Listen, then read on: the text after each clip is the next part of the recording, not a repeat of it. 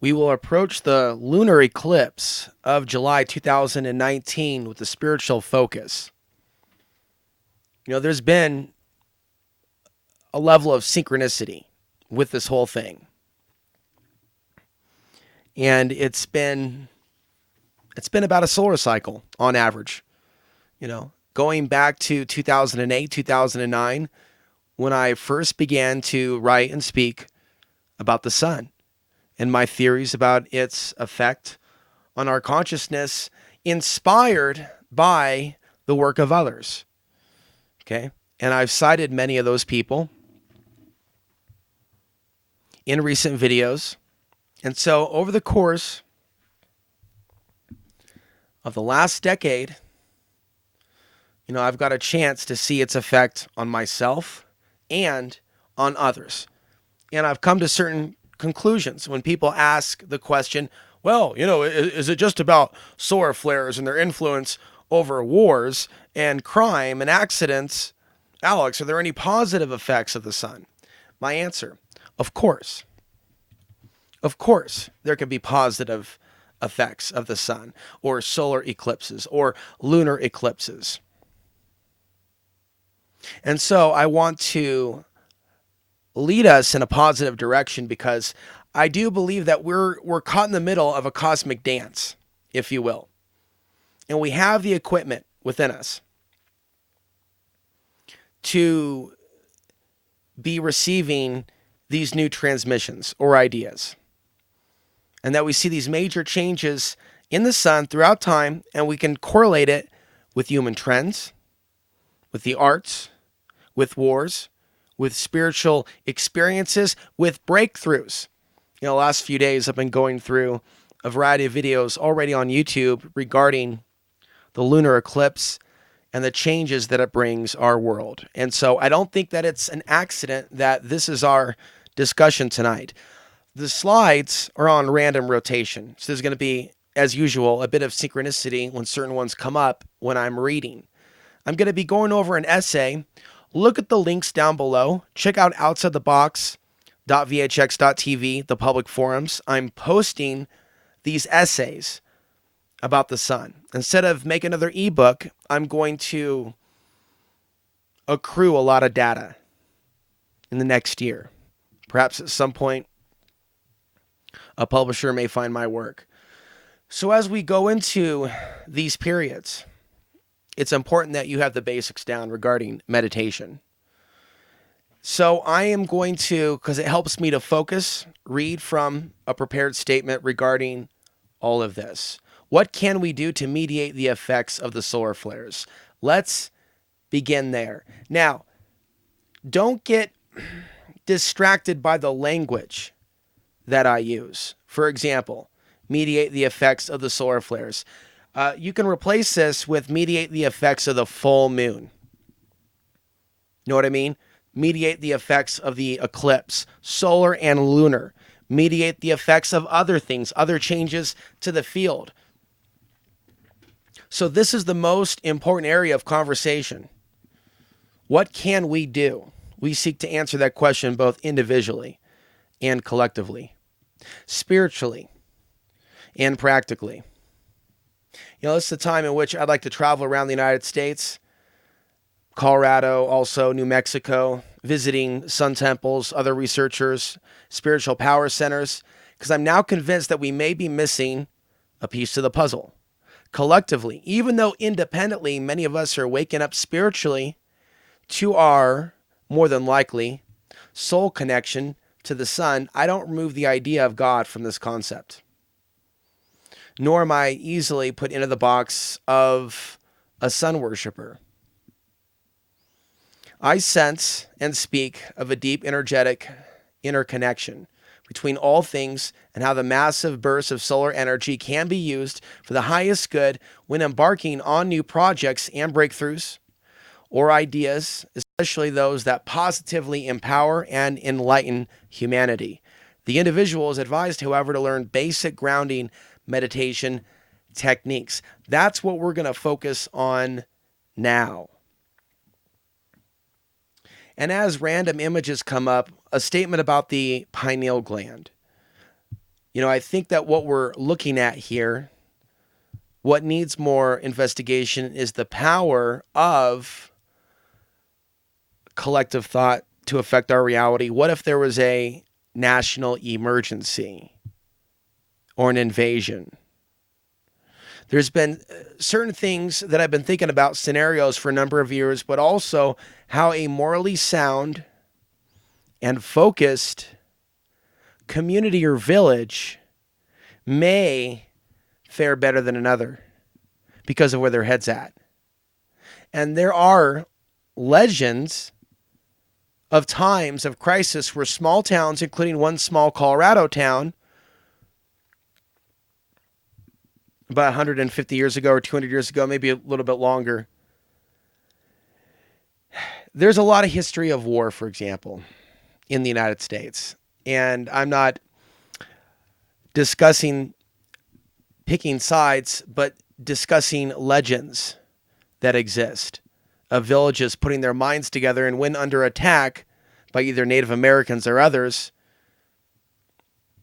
there's a legend of one small town allegedly manifesting some sort of a figure or angel, guardian angel, if you will, of the town that somehow or another may have prevented their town from being taken over and their people slaughtered. Now, there's a lot of speculation regarding these things. And one of the things that I mentioned in a recent radio show was the name of a woman who in the UK ran her own group during World War II. And they were involved in attempting to bring Britain, if you will, a certain level of protection through the spiritual activities that they were engaged in. As we know that the other nations, for example, were invading other countries while engaged in their own occultic activities. And so the question is, as we see elements of history repeating itself, power struggles between the forces of good and the forces of evil, and it manifests in different ways. It's not always clear-cut. We see a lot of corruption in governments around the world, and so we see this power struggle on a global level, regardless of nation state. And it's important that we're able to recognize the patterns and not get played by these things, to understand how the power elite use the solar cycles against us. So it's important that people first understand the basics of meditation, which we're going to talk about in a bit. But also, as people talk about, world peace days and things of that nature, if the power of thought was even more focused than something so widespread, but focused to something even more specific, could we affect our reality? As we look at the changes in the magnetic field, how is this going to alter slightly our ability to affect things on a conscious level or to pick up on things, information? I mean, people are responding in different ways to the changes in the magnetic field. Some very negatively. Absolutely. Same thing with the solar flares. Some people, however, when the Earth's magnetic field gets thinner and thinner, they may be tapping into a certain level of consciousness to where they are at their most powerful because they have a conscious understanding of how we're affected by the solar flares. It's like there's a hidden mysteries of the sun that the power elite have tried to hide from us for a millennia.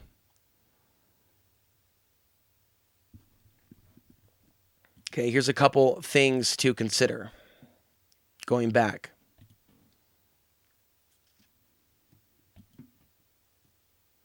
So we're talking about using this energy for the highest good, serving the Creator, embarking on new projects or breakthroughs, ideas during these periods.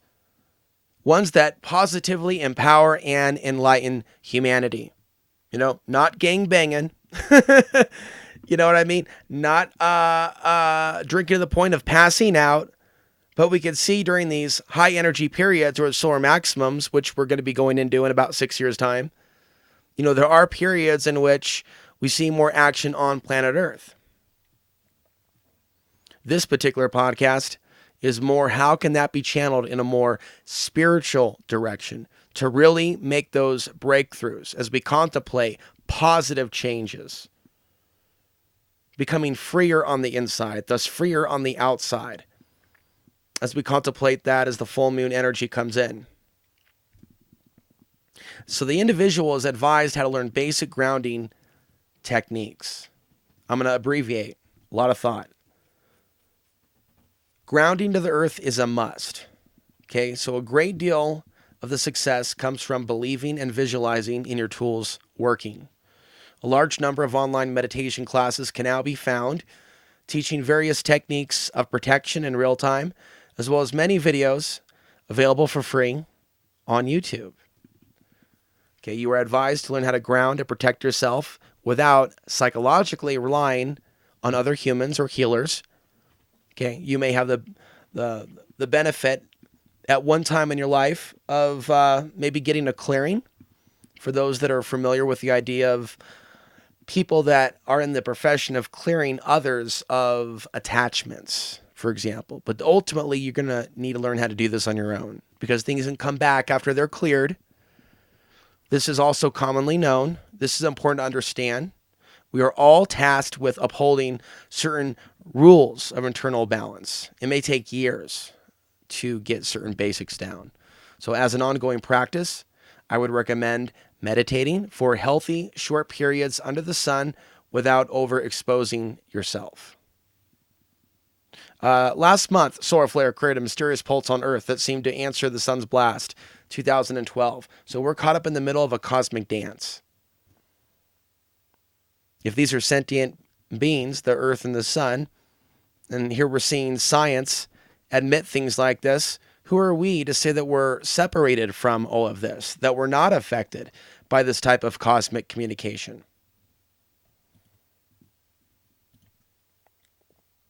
So healthy short periods under the sun without overexposing yourself, adjusting to the changes and flux of the Earth's magnetic field. Okay, this may become more important as time goes on. It may. Adjusting gradually to the changes in the sun. Okay, some geographical areas may have more chaotic fields than others. Things in proximity to the zero contour lines of the west coast of the United States. This can challenge our mental health. Even hearts seem to encounter increased heart attacks. If you're listening to me and you're older and you have some issues, learn to incorporate some of the things that Alex Ansary is saying to your health as you age. For those of you that are struggling, that have certain issues, okay, you can apply the things that Alex Ansary is saying to your health. I believe that. Now, we had the passing of Ross Perot recently. He may have had a heart attack. I'm not sure. So in the book Solar Revolution, there is an increase in heart attacks in and around geomagnetic storms, obviously an increase in people being emotional. So it's important that people already, if they're prone to having health issues, Aurora Borealis, by the way, is a sign of geomagnetic storms, and you start hearing about Aurora Borealis in places where it's normally not seen, and that repeating itself, it's a sign of a number of things to come. People are less aware of that. They're a little bit more aware of the eclipses, lunar and solar, but the Aurora Borealis can be a sign of war in the future. Magnetite. Be aware of the magnetite in the human brain. Look on your own. There are scientific studies. This is not something that Alex Ansary just thought up. I'm pointing you in the direction of magnetite in the human brain as an answer to the question, how can this be possible? How can we have a spiritual experience and or, for some people, a breakdown? How are some people having any behavioral responses to magnetic field changes? Answer, magnetite. So by being forewarned or informed as the information comes in, as the wave comes in, if someone has looked at the data of the last several hundred years and they can see, oh yeah, there's a correlation, and they can really think tank why that is. And then maybe start to think about, are there signs of spiritual breakthroughs also that we can measure? Periods of people coming together and having a sense of getting along and working together towards a common cause without division. Things are so much more complicated today with technology. But the world has never been perfect, and we can still do better things with this technology. And that's the focus of this video as we inch closer and closer, July 16th to the 17th. And some say that it's completing a 13-year cycle. So I'm extra mindful at this moment. So what we're basically getting into in this video, after getting into other ideas, there's over a dozen videos for those of you that are new, that just subscribed, into how the elite uses solar flares to control us. But what can we do? And so we're getting there. But the first thing is that people master, if you will, for lack of a better word, there has to be self-mastery over one's senses. Somebody has to rise above their lower self to a certain degree to even be able to move certain things forward or to be able to work with others as a group. They have to deal with their own shadow self. A lot of people haven't. And I'm kind of free-flowing here. I have experience with trying to, on Facebook, have a psychic self-defense group and seeing sabotage there, interference, people with serious infections, and stories of attack by various forces, whether they view them as reptilian, archonic, or others. That's a lot of heavy energy to be having in one place, and it's easily viewable by them, okay? And so there's a heavy charge with even the reference of this, again, and I use the Beetlejuice reference. Beetlejuice in a previous video. It's like there's truth in movies to a certain degree. We got to be careful what we think about. So these things that we're discussing now relate to being at our most powerful, right? So if our energy is under attack, if they're trying to siphon it or harvest it, okay, well, we don't want them to harvest it. We want to keep that energy, but we also want to do something with our energy. We want to do something with our lives. We want to express our ideas without living in fear of them. We want to work with humans around the world to free ourselves from this bondage. We can do those things. So we have magnetic portals connecting the sun to the earth. We can grow spiritually and sharply tonight together increase our soul voltage at will as people tap into this video at different hours tonight as people are meditating, as I will be, at least, in a contemplative state. Breathing in. That energy and releasing it. Releasing the programming within. You don't even have to be aware of all of that which you're clearing out. Let me go back to some of the specific advice regarding meditation and observing your breath, because there's a few various elements to this. I'm going to try to keep this real short. Not long, but real short. Here's a shortened description of an energy flushing meditation that everyone can do.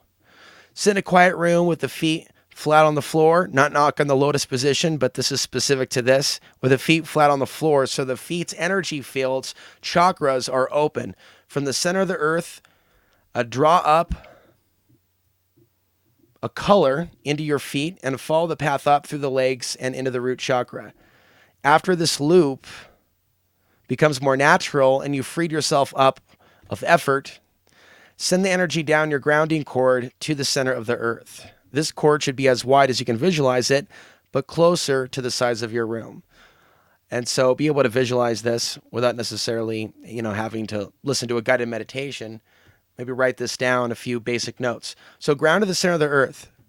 Also then, from the edges of the universe, bring in a cosmic color into the crown chakra, which is the seventh. Okay? I try to keep this real simple. Pull it down, visualize bringing it down the back of the 7 energy centers. Okay? Healing and spinning the energy centers one by one, while grounding the energies that are moved out down to the center of the earth through the grounding cord. And it really does help, to listen to the sound of somebody else's voice if you're new to this, and so there's ways in which you can access that information. There's so much more content now than there was 5 or 10 years ago. The thing is, use discernment. A lot of people are invoking certain things that I don't necessarily endorse. Let me get back to the basic description here, though, because you're noticing this doesn't have a bunch of other stuff or name dropping going on. This is simple grounding and clearing out. Okay, so at the grounding cord era, or rather the root chakra, mix the earth and cosmic energies. Now, in the way in which it was described that I learned it, I'm sure there's a few different ways, but I'm going to try to keep this authentic. Using 10% earth and 90% cosmic energy, that would be the energy brought down the back channels. Move the fusion of energy up the front of the body from the first chakra all the way up to the crown chakra. 1, 2, 3, 4, 5. Right? 5 at the throat, 6 at the third eye, 7. So you can do research on your own to at least get caught up if this is new. And, we are energetic beings. That's the reality of this. Another way that I sometimes talk about this is, basic spiritual maintenance, like taking a shower, grounding to the center of the earth. Also bringing in your own sun of energy, or your own energy in the form of a sun above your head. As you ground out, as you flush, and there may be other techniques for flushing one's energy. I've certainly heard of variants that are very, very similar but slightly different. I'm not here at all to claim that I even have an opinion that one version is better than the other. I believe that if a series of techniques are taught to me and my inner guidance is that, there's something to this. These specific grounding techniques that somebody taught me, that I'm going to try to keep it as authentic as possible and give it out freely in order to help the most people. But discussing, what they're doing to us in theory without talking about psychic self-defense is like, I don't know, having a hamburger without the meat, running around with some cheese and bread. Well, some people have grilled cheese sandwiches. Maybe a sandwich with nothing but lettuce. Maybe just, some mayonnaise. I want to give you all, right, that this is meant to go out with, as if it was a meal. You want to have all that you're signing up for. You want to have the solution within when waking up to these things. We're just talking, taking a brief thought break before going to the next part. A lot of people jump into conspiracies without looking at the spiritual side of our reality, that there really is a battle taking place between the light and the dark. And a lot of mainstream stuff that's out there in the alternative media isn't necessarily coming from the light. A lot of it's coming from the darkness. But some people are not seeing it for what it is, for whatever reason. But intuition is not functioning as high as it ought to be within the collective. There's a lot of ego. Right now we live in a particular day and age where people are more apprehensive of defending their ego than people's lives. That's the problematic era that we're in right now. We need to have a major shift of consciousness beyond that. Not all consciousness shifts are of the positive. So we have to acknowledge that. We have to acknowledge the zombie apocalypse that's already taking place, the ongoing social zombie apocalypse. And by doing so, we can set ourselves free by then articulating what's the contrast then of the followers, of those that are obeying in reality. What is the contrast? What does that look like? What does that look like for those of us to find community within this lifetime, to be able to work with others, to be able to document it and show it to others? This is what it looks like to get along with others and not have a need for police or the big banks or for government handouts. This is what a couple people can do together. Who needs an algorithm to even suggest videos? Look, here's an off-grid community creating their own television. Here's their own station with satellite hookup and everything. And well, these are thoughts that actually go back a decade. But if we were to talk about like what's actually possible, if we were at our best, wow. There's a lot that's possible now because we got a lot more information than we used to. So the solutions begin first with mastering yourself. We work on mastering ourselves for years before we even deal with more advanced things like some of the theories to come later on in this recording. So it starts with deep breathing. It starts with other things. So I want to keep this real simple. Let's do this in threes. So we have deep breathing on one side, right? We have Vipassana meditation, which deals with the observation of the breath, not necessarily deep, just the simple observation of the breath. And then we have the grounding and flushing meditation, bringing in the gold sun. And so these different tools work together. You could be listening to this podcast with a pen and paper and your own personal spiritual growth. You could be building up your toolbox set. Over the course of years and years and years, using the power of the internet to find the tools that can help you defend your mind from intrusion and to find ways of harnessing the power of your mind. What we're getting at here is during key parts of the cycle. Now, this image here depicts cosmic rays hitting our planet. Who's to say that we are not powerful during the solar minimum?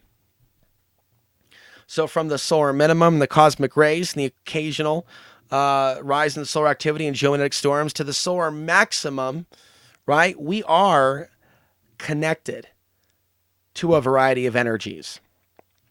When I sometimes speak in a general tone, solar activity, there is really an allusion to the larger field of energy, describing the larger field of energy that we're all connected to. Okay, it's not limited to the sun. Other things, other celestial bodies are impacting our Earth's magnetic field. Who's to say whether some of those changes are positive or negative? But what can be said is that there are other influences.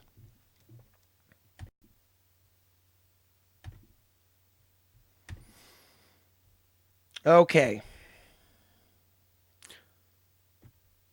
So I'm going to have a text blog that you're going to see down in the description. And that has the basic information from this video contained within it. This is something that I've been doing recently in the last month because the information uploaded in the last month, all relating to the solar sciences. Using this information to expand our consciousness, I want to get it out to the most people to help the most people.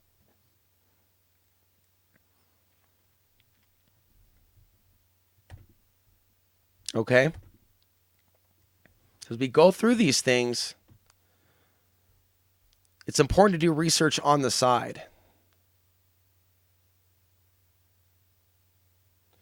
And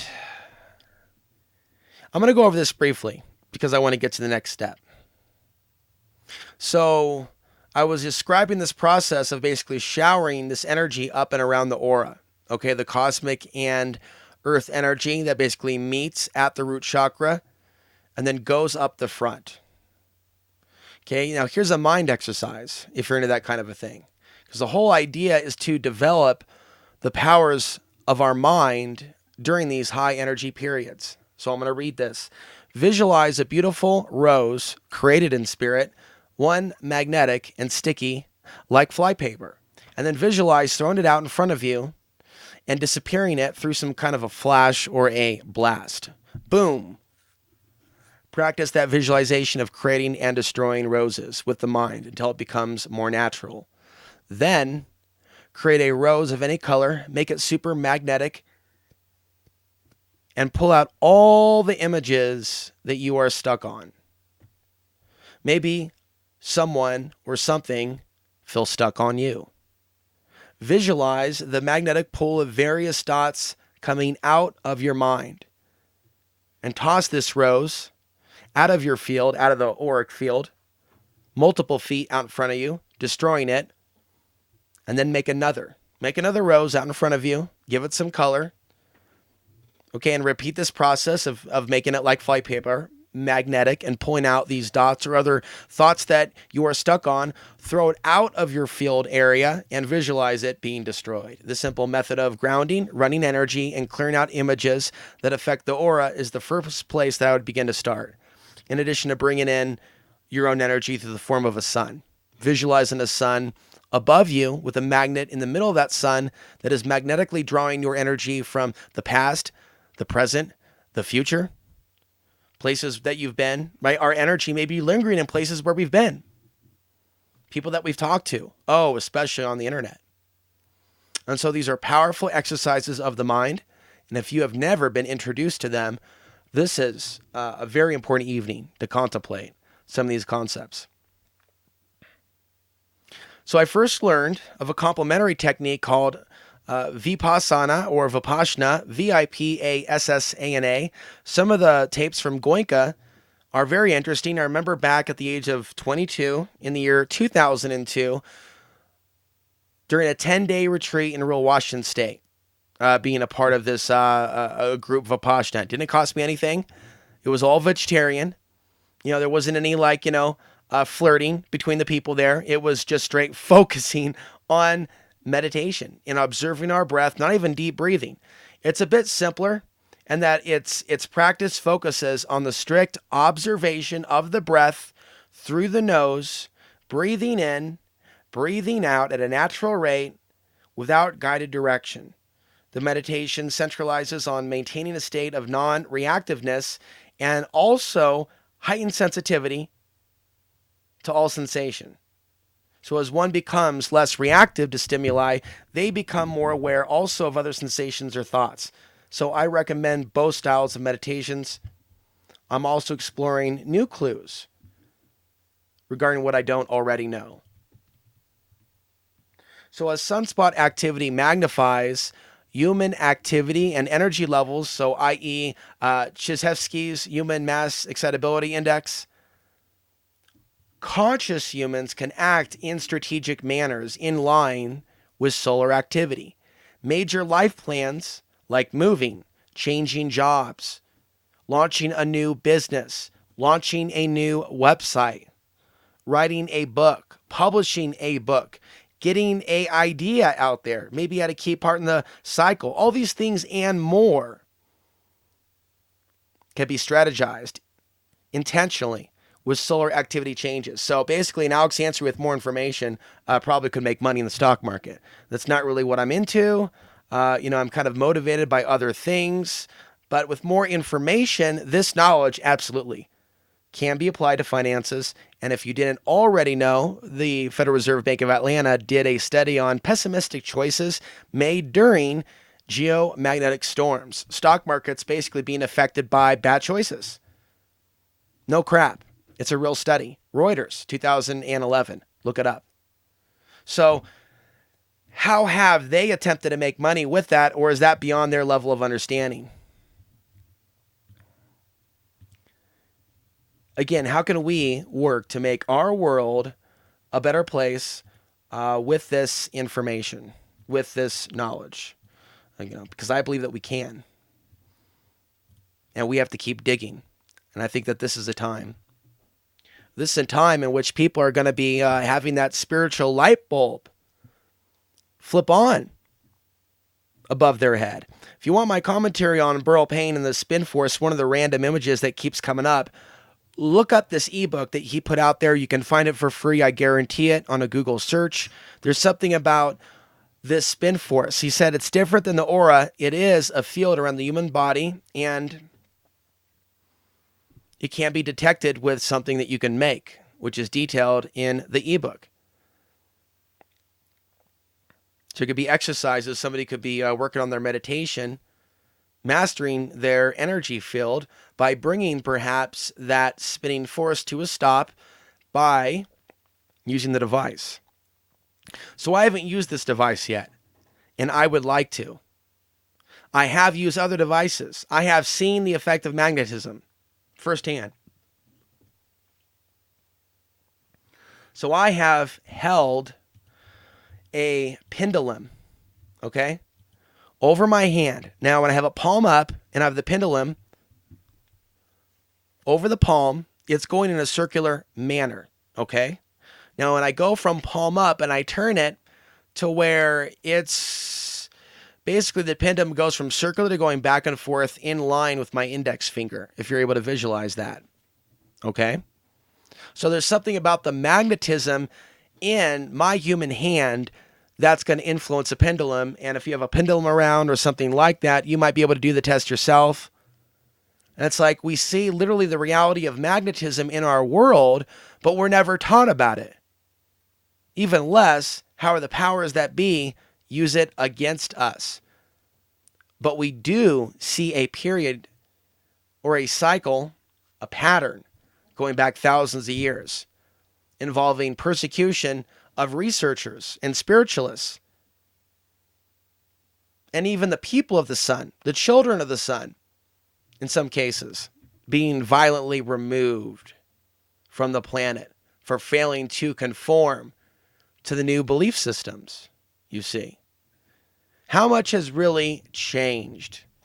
So we are coming up on 2024. It's going to be a high energy period. What type of realities are Americans going to be creating for themselves with their thoughts between now and then? Do things look really great right now, like we're all getting ready for a beach party? Or are things looking like something out of Children of the Corn? For other people, it might be looking something like Jericho, the miniseries, now on Netflix. Yeah, hey, got the idea from a movie. No, dude. Didn't get the idea from a movie. I just woke up one day and started talking about stuff. Then they came out later with all these Netflix movies. Side topic. Previous rant. Have a genuine spiritual experience. If you want to learn about the paranormal, learn about the paranormal. Don't look to Netflix and movies to illustrate what it really is. Okay, there are books out there. There is a renaissance, if you will, in people sharing powerful information about these things. I'm contributing something big to consciousness on a global level. If people can figure out how the cycles of the sun and how they influence war and peace, how that is used by the dark side. So how do we turn the tables and go, okay, as we have these high energy periods coming up, not only tonight, but the 2020s, how could we be focused on our highest selves? Serving the Creator. Our higher self stepping in and being more powerful than the impulses of the lower self that's easily controlled by technology. The lower self could be controlled by some of these technologies. The higher self can step in and be in charge and not allow our free will to be violated by the subtle influences. The higher self is in charge. But above that, will not ours be done. The will, the ultimate creator.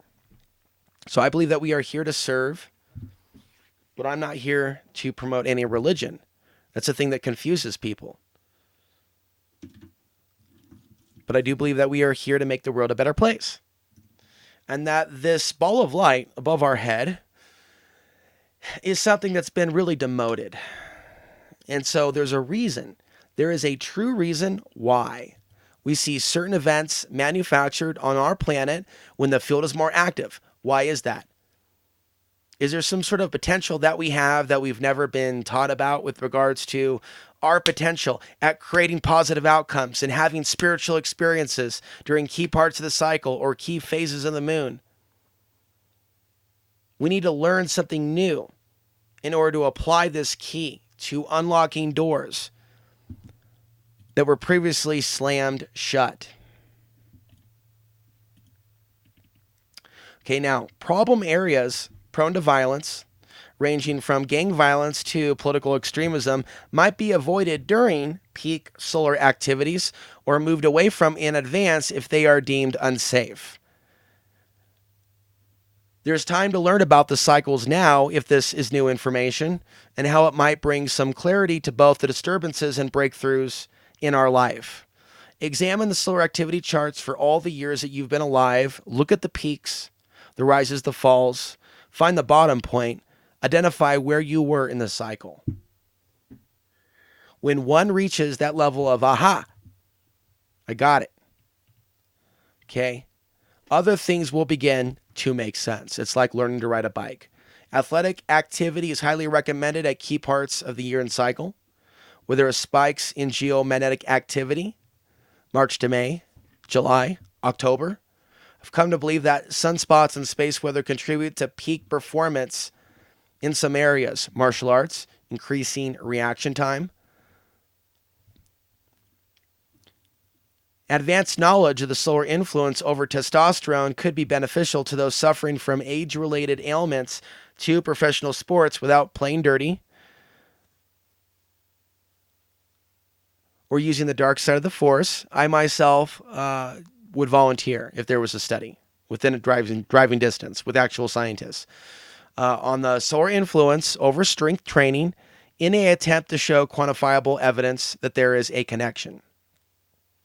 And if an organization were to connect the study, were to do it in California or somewhere else, and there was the economic means to get me there, I would certainly be interested in reporting on it, being a part of it, certainly suggesting that it be done. Okay, so I have not seen those specific studies. So my suggestion is to expand solar research, moving forward with other projects about the sun and its activity about this time, during this time.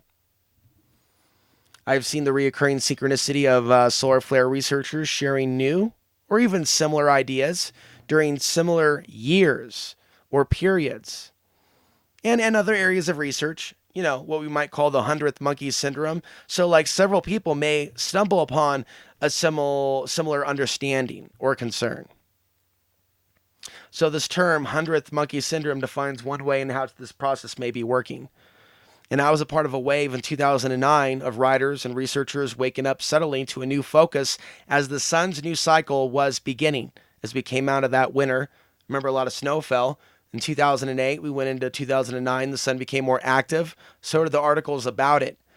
Okay, so it never seemed random. And it appeared to be a collective energy response to the sun waking up.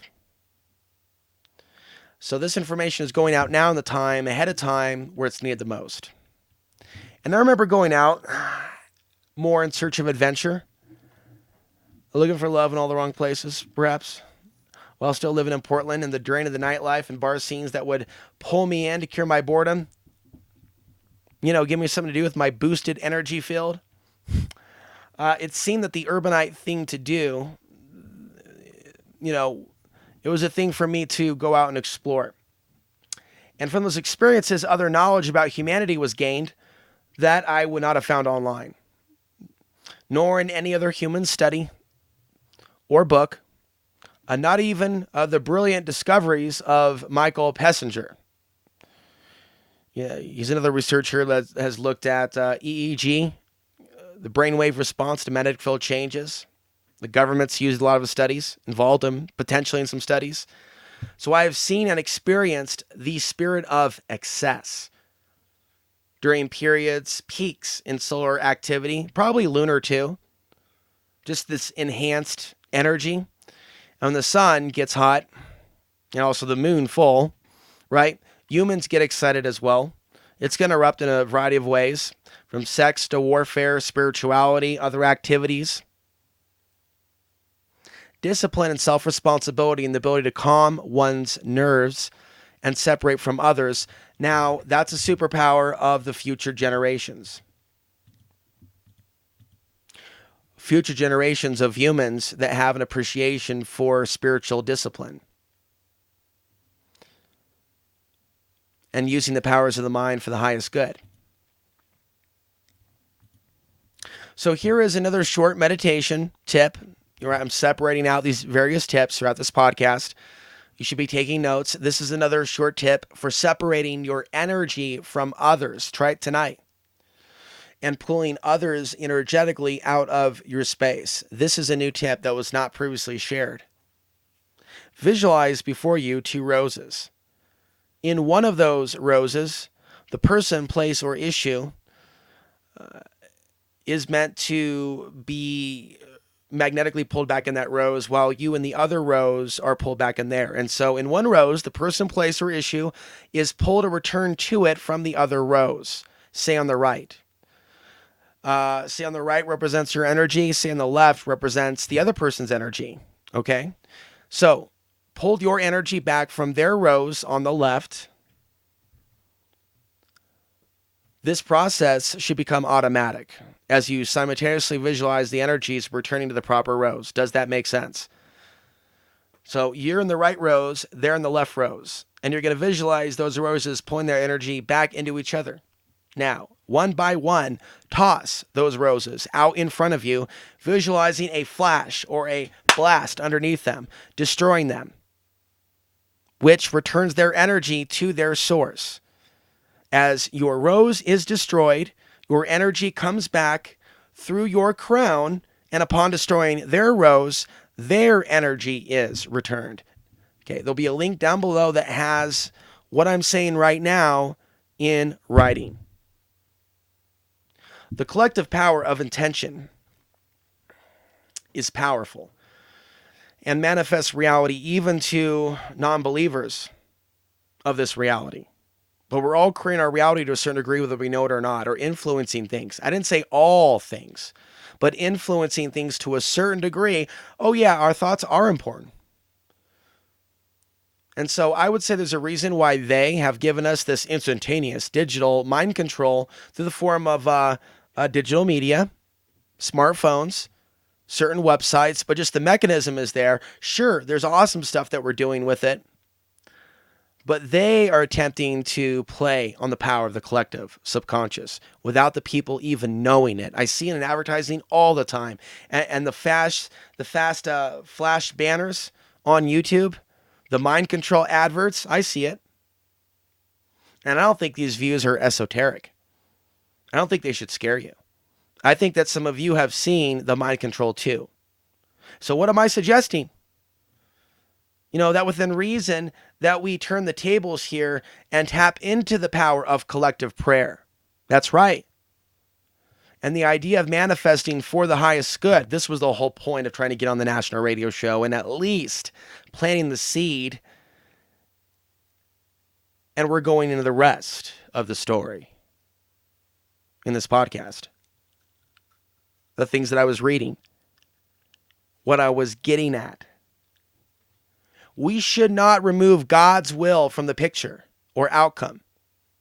Nor should we automatically accuse other people of doing that when their spiritual methods are considered strange and unusual, or they are themselves strange and unusual.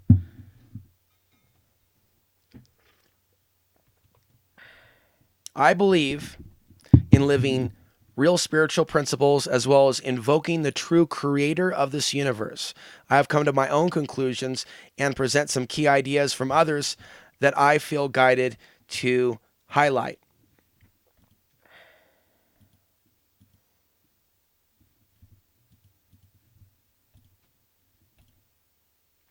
Now, Burl Payne, author of The Spin Force and the Power of Non-Thought, try to get the ebooks on your own. They are for free out there, at least The Spin Force.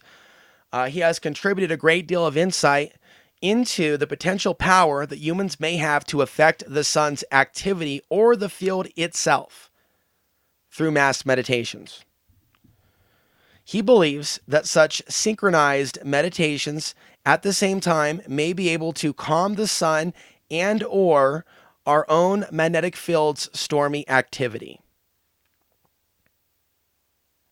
His ideas on the sun and male warring behavior were the first things that I read about the human response to solar flares, as I saw with my own eyes evidence of the correlations on the streets of Portland and beyond in the news, which I was reporting on in the late 2000s on Portland Community Media, Portland Cable Access, now renamed to Open Signal. Payne's book on the spin force theorizes that another field, coined the biofield, exists around the body and is totally separate from the aura, having its own spin which changes direction with the moon phases and geomagnetic activity. His ebook suggests that simple magnets in wooden sticks created yourself, formed into a pattern, dangling by a string, can detect the strength of this field around a human, and that meditation can slow it and even change its direction. He proposed that synchronized, simultaneous global meditations could also calm the Earth's magnetic field during times of geomagnetic disturbance. You might be wondering why someone would even try to do that. Why would someone try to calm the field? What are you doing, Burl Payne and your followers? Well, what if people are killing each other at a hyper-fast rate? And we're seeing the aurora borealis each and every night in places that we normally don't see it. And maybe the planet needs to go through certain changes, but he was proposing that what if mass meditations could quiet the sun when we needed things to chill? And the field to chill. Just chill. Simmer down now. Could we get the field to simmer down now? I'm just going to try to simply paint the picture in the mind's eye. With today's technology, mass meditations could be organized. Okay, keep that in mind. I can personally testify to seeing how changing my hand position affects a swinging pendulum. I mentioned that earlier. I'm going over my notes. So try that experiment on your own. Okay? Now, Payne studies went as far as testing collective meditation capabilities in an experiment where he and a group of people attempted to influence something called Skylab in the late 70s, a satellite that fell out of orbit, and the press report on the failed attempt at the mind over matter with the headline saying, "Matter over mind, he, ha ha ha." But see, I'm not convinced that all the experiments that he conducted were pointless. I think that the studies like his prove that there are maybe clues out there that we can affect our field and or reality. And today's technology can facilitate more real-time testing of such possibilities. So he did other tests on mass meditations and attempting to reduce sunspots. So there could be additional tests with today's technology and ability to organize. So stay with me here. We're not going to rush through all the material. This is going to be a long one, but it's an important night to be releasing this very long podcast with this focus. Okay? Because there's new information for some of you. Some of you already heard about this. Did you know about Princeton University's Global Coherence Project and the Heart Math Institute? They've shared information about the possible evidence of collective synchronization. The events of 9/11 are cited as examples of real-world events viewed by an entire global population experiencing emotional trauma that somehow manifested on a series of machines that were either tracking the Earth's magnetic field or something else. I don't think that the full picture is clear. There's more to know here. But here's what I am convinced, is that the Earth's geomagnetic field is a morphogenetic field carrying information, evolving or changing our DNA, connecting us through a spiritual force as opposed to the grid's artificial technologies. Through the power of thought, focused in a specific outcome, and say during a spike in geomagnetic activity, or say tonight, with a partial lunar eclipse, we have the coming also solar maximum, so I mean, keep that in mind. We're on our way. I believe humanity can create a miracle for itself in a time of emergency, even invasion. If people together are praying for protection from harm, why wouldn't God's actions or angels he sends manifest through some sort of changes in the earth, changes in the heavens? Maybe not the moving of a whole mountain, but say, what about a boulder large enough to stop an advancing army attempting to cross through, a mountain pass range somewhere in America? You know, back in 1941, 1942, when Germany was going into Soviet Union, according to the book, I found a new clue. According to the book, Chasing the Sun, which I let you know about on this channel a couple months ago, El Nina showed itself decimating troops, the German troops, going after the Soviet Union. At least 250,000. Now, here is where it gets interesting. Now, I don't know a lot about her background, but I do know that when I came across a Coast to Coast post about her, I felt a certain synchronicity. Dion Fortune was a spiritualist in Britain who had a secret group that sent letters in which collective prayers and intentions were engaged by her followers to counter the Nazis' occultic activities during World War II. Now, the day I recall looking her up, her Magical Battle of Britain book, I already read her Psychic Self-Defense. I've been looking into that topic increasingly the last couple of years. About a year ago, I wanted to make sure that I had most of the main books on the topic. So keep in mind, there was a period of time between looking at Psychic Self-Defense, reading sections of Psychic Self-Defense, and bothering to friggin' Google the name of the author of the book that I was reading and making YouTube videos about. I really didn't even bother to look at the bio of the person whose book I was reading. Okay, so I don't just jump into some magic lady's world. I was trying to help my audience deal with protecting themselves in a day and age where a lot of people are dealing with psychic attacks. So Dion Fortune is like a household name for those that don't know in the arena of psychic self-defense. So anybody who's going to go and just start Googling psychic self-defense and buying all the books on it, they're going to eventually maybe come across a lady who wrote a book about it better than today's modern books in the 1930s. That's super impressive, y'all. That is super impressive by itself. So one day I see Coast to Coast AM posting an article about Dion's psychic warfare legends, and I felt a synchronicity because I just, again, started looking at Magical Battle of Britain, which I've just skimmed, but it doesn't take you long to get through the whole thing in a few hours. The basic concepts.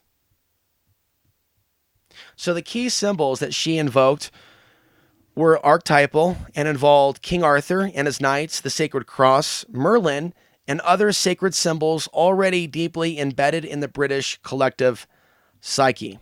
I'm not trying to go too fast, but I want to make sure that this is, pretty clear. And then as we start learning about our spiritual connection to these changes in the moon, changes in the sun, how we're affected by these fields of energy coming from other planets, how can we do the most good as we change? How do we change for the better and go through total transformation for the better to serve the highest good? So she was looking at symbols, using symbols already embedded in the British collective psyche. It was a small group at first, and then anybody that wanted to be involved in applying their thoughts, synchronized with a group towards defending their nation. It grew in popularity from 1944 to 1945. So I do believe that there are already dark applications of this in use. I would urge caution before getting involved in unknown rituals or without strong spiritual protection. How in the name of God can a few focused, morally balanced individuals create a miracle for themselves, either individually or collectively? The power of the solar energy may deepen the amount of energy available to work with. Baptizing oneself in the light of God, declaring, "Thy will, not mine, be done," and visualizing God's protection in action is a traditional go-to for humanity in times of crisis. Talking earlier about the story of one of the older towns in Colorado having a legend of invading Indians, running back, right? They were planning to invade the town and they ran back after seeing a giant figure, allegedly a collective manifestation of a local town guardian angel, large in size, but generated by collective prayer and aided by religious symbolism of the local culture. Now, the ideas presented by Dion Fortune include the visualization of a powerful, larger-than-life, super tall protector. Think hundreds of feet tall. Think people visualizing something manifesting that is hundreds of feet tall, that freaks out the supposed invading army. Now, I'm going to read an excerpt from her book, The Magical Battle of Britain, which gives us an idea of a collective thought-form prayer that she sent out to her group. You can find this exact prayer in the ebook that you can find for free. So if you're able to listen to this on ebook in less than 30 seconds, you can get the whole thing for free. We can talk about this further. But I'm not trying to like go somewhere specific with this. I'm just planting seeds. Other people may have an aha moment and learn a lot about energy and interconnectedness through these talks. Okay, she writes, personally, I think that it is a blind force, not an intelligent one, and that it finds a channel through the personalities of human beings who provide the intelligence it does not possess. I conceive of this dark influence. So I would call that the archonic influence over human affairs.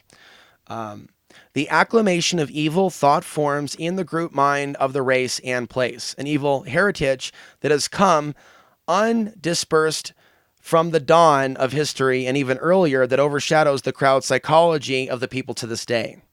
Now she's getting specific to Germany, and I'm thinking, this can easily be applied to trying to understand the collective madness of the people of Earth today, as we see these movements in different directions, without getting too specific. We could see the crowd psychology that she writes about alive today, going back to her writings. Quote, there can be no reform of Germany as a political factor in Europe until this dark, psychic heritage that contaminates her is dispersed and neutralized. Propaganda that appeals to the conscious minds of Germans is as futile as argument with a lunatic, for it is not in their power to respond.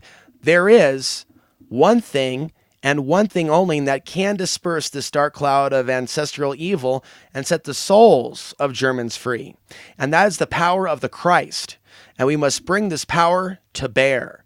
Let us visualize Germany as a vast marsh of human helplessness and ignorance covered by a thick black cloud of ancient evil. The sunlight of the Christ cannot reach it to dry up the stagnant waters and give it health and fertility until this cloud has been dispersed. Then let us see the angels of the Lord hovering over it and directing lightning flashes at it from the points of their swords. These flashes cause thunderstorms to break out in the cloud. Rifts appear. The cloud begins to break up, and the sunshine of Christ shines throughout the land beneath. This method, if persisted with, will soon disperse the cloud. And remember, we are striking at the cloud, not at the land beneath it. I'll say that again. We are striking at the cloud, not at the land beneath it. Once this is dispersed, the healing sunshine will do the rest. I'm going to pause right there. 50 years on, we might pause to reflect where these remarks about Germany could equally be said about most nations of the world, including our own. And when you think about the global power structure, a lot of these nation states that may act like they're about to go to war with each other, I believe that they are interconnected in a way that most people don't see. Okay, keep this in mind. There's a global power structure that wages wars amongst itself out of profit and to depopulate. Okay, we really need to see like that cloud of darkness dispersed.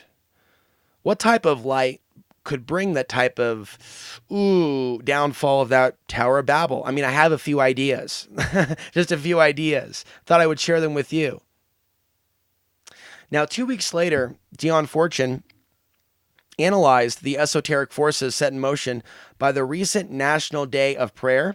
These public events were observed throughout the war, and like all movements involving mass psychology of whatever kind, had their esoteric implications.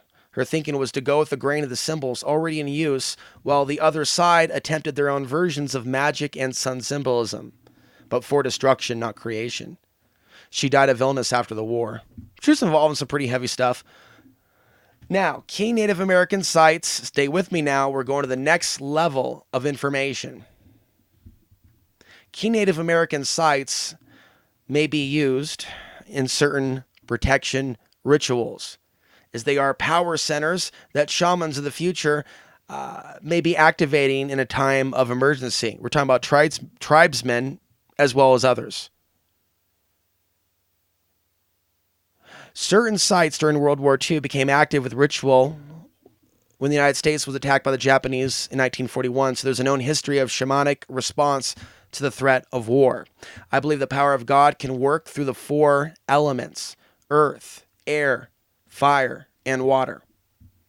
Misuse of the elemental forces by corrupt minds and leaders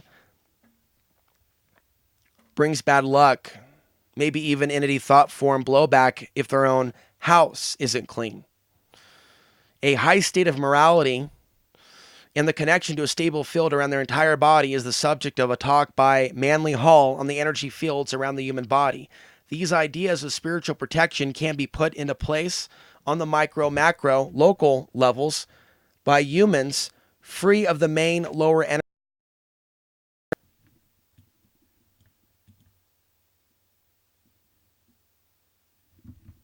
Okay?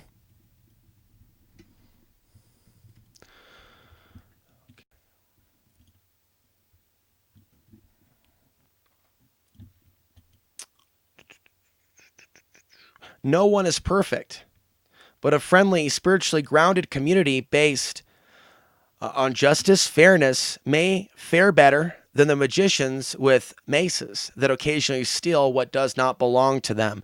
Do good deeds, and good deeds shall be returned.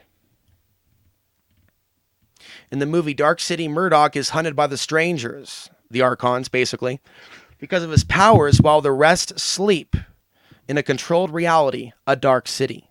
He uses the power of his mind and creates a blast of light that neutralizes the mainframe of the machinery, freeing himself from their grips.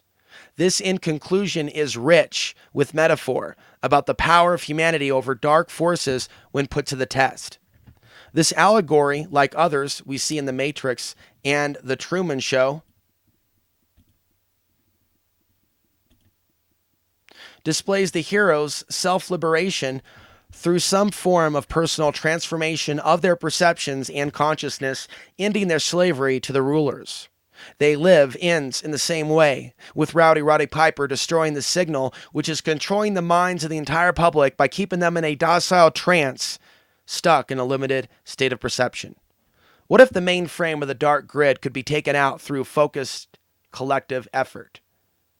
I believe human consciousness in a focused effort can take out the dark grid like a knockout punch.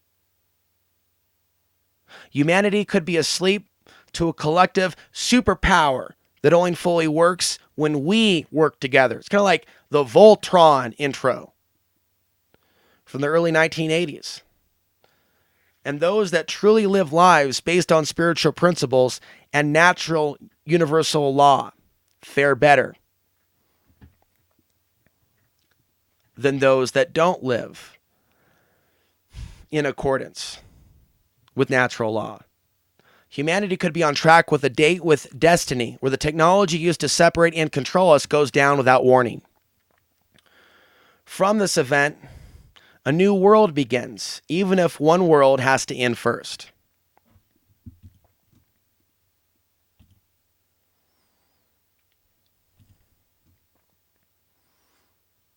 And with that, it now begins to rain. Subtly. I'm Alex Ansary signing off. I hope this gave you some inspiration as we experience this partial lunar eclipse, July 16th to 17th, 2019. My email is host@otbtv.net.